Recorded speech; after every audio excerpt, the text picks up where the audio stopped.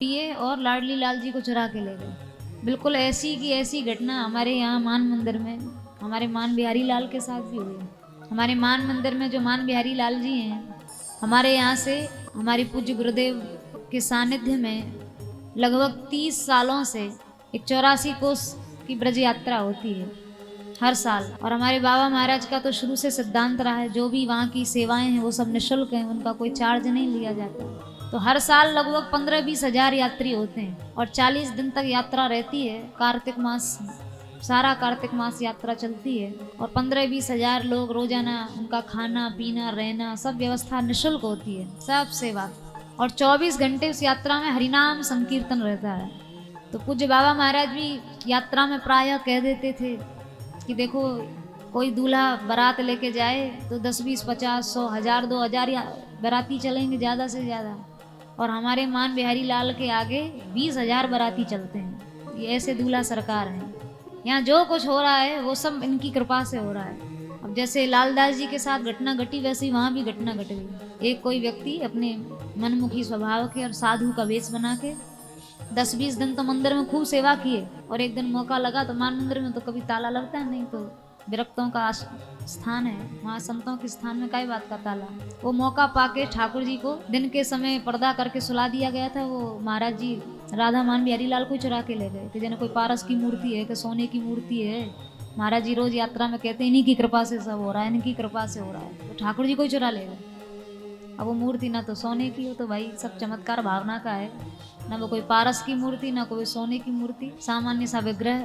मान मंदिर में खलबली मच गई, सब पुजारी लोग परेशान, खावे न पीवे। तो ये हुआ भाई, स्थान में बिना विग्रह के तो स्थान सूना है, दूसरे विग्रह पधरा दिए जाएं। तो पूज्य गुरुदेव ने मना कर दिया, बोले नहीं, ठाकुर जी को मान मंदिर के जैसी लंबी चौड़ी बारात कहीं नहीं मिलेगी, वो कहीं नहीं जाएंगे, घूम फिर के यहीं आ जाएंगे। ये तो उनके कौतुक हैं, कौतुक करने गए आ जाएंगे। बड़ी खोजबीन हुई, बहुत खोजबीन, और उसके बाद पता चला कि ठाकुर जी बंगाल बॉर्डर पर जाकर मिले। कोई बंगाली व्यक्ति थे, ले गए चुरा कर, वहाँ उनको पकड़ा गया। ठाकुर जी की थाना में पेशी भी हुई, मान बिहारी लाल जी की, उनको थाना ले जाया गया। और हमारी ब्रज यात्रा में 80% लोग, लगभग 10-12 हजार यात्री बंगाल के ही होते हैं। अब जब बंगाली वैष्णवों को पता चल गया कि ठाकुर जी यहीं आ गए हैं, तो सब थाने में ही 56 भोग लगा दिए। पुलिस चौकी पे ही जाके ठाकुर जी को 56 भोग। अब देखो, कौतुक ही तो है ठाकुर जी का। और फिर हवाई जहाज के द्वारा ठाकुर जी यात्रा करके दिल्ली आए।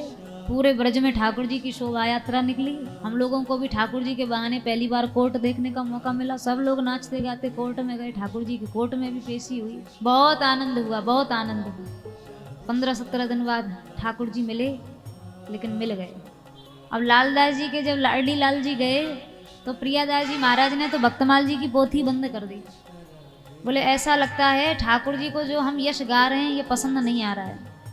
अगर ठाकुर जी को ये यश पसंद ही आता, अच्छा ही लगता, तो चोरों के हाथ गहना भिजवा देते, रुपया पैसा भिजवा देते थे, स्वयं क्यों चले गए? कथा ही बंद कर दी। तो महंत जी महाराज को बहुत दुख हुआ कि भगवान तो पहले ही हमें छोड़ के चले गए, अब प्रियादास जी महाराज और छोड़ के चले जाएंगे तो हमारा तो संसार में बचा ही कौन।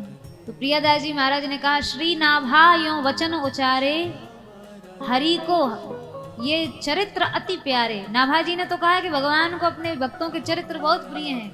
यदि प्रिय हैं तो भगवान चले कैसे गए?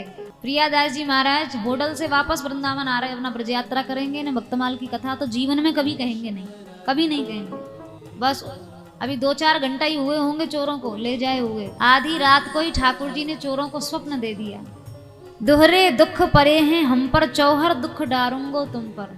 भगवान कह रहे हैं स्वप्न में चोरों को, तुमने हमारा संतों का संग छुड़वा दिया, भक्तमाल की कथा छुड़वा दी, तुमने जो हमें दुख दिया है ना, अगर सवेरे तक हमें हमारे स्थान पर नहीं पहुंचा दिया गया तो मैं 54 दुख, अर्थात तुमको सपरिवार समूल तुम्हारा नाश कर डालूंगा। मध्य रात्रि कोई चोर जग गए, नींद कहाँ आ गई। और बढ़िया ठाकुर जी का डोल सजाया शोभा यात्रा के लिए। और सवेरे होते होते तो इधर तो महंत जी के आश्रम में न बाल भोग बने न श्रृंगार भोग बना।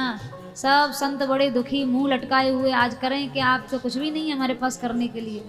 सब भूखे प्यासे संत लोग बैठे हुए हैं और तब तक अचानक से घंटा, घड़ियाल, शंख, मृदंग, पखावज, करताल की ध्वनि सुनाई देने लगी। और तब तक क्या देखते हैं, वो सब चोर जो चुरा के ले गए थे ठाकुर जी को, बढ़िया ठाकुर जी को डोल में बिठा के और शोभा यात्रा करते हुए, नाचते गाते हुए, आंखों से झरझर अश्रु प्रवाह हो रहा है और नाचते गाते हुए लालदास जी को किसी ने जाकर सूचित किया, महाराज लाडली लाल आ गए, लाडली लाल आ गए, लाडली लाल आ गए। लालदास जी को बड़ा आश्चर्य हुआ, हम तो ढूंढने भी नहीं गए, अपने आप ही आ गए। तो ठाकुर जी को जब शोभा यात्रा में जब डोल पहुंचा है मंदिर के दरवाजे पर, लालदास महंत जी हाथ जोड़ के खड़े हो गए, वाह प्रभु धन्य है। ठाकुर जी ने कहा, देख लो महंत जी, कथा शुरू होने से ठीक पहले हम आपके दरवाजे पहुंच गए। हमने इस बात को प्रमाणित कर दिया है कि वास्तव में भक्तों के यश हमें जितने प्रिय हैं, भक्तों के यश की महिमा को हम जितने समझ सकते हैं, इस यश के हम जैसे श्रोता हैं, ऐसा श्रोता यहाँ एक भी नहीं है। तो भगवान ने ये स्पष्ट कर दिया, भक्तमाल की कथा सुहाई, नाम कीर्तन सहित कहाई, और या के श्रोता श्री हरि अहई, पुनि पुनि साधु प्रेम बस कहन।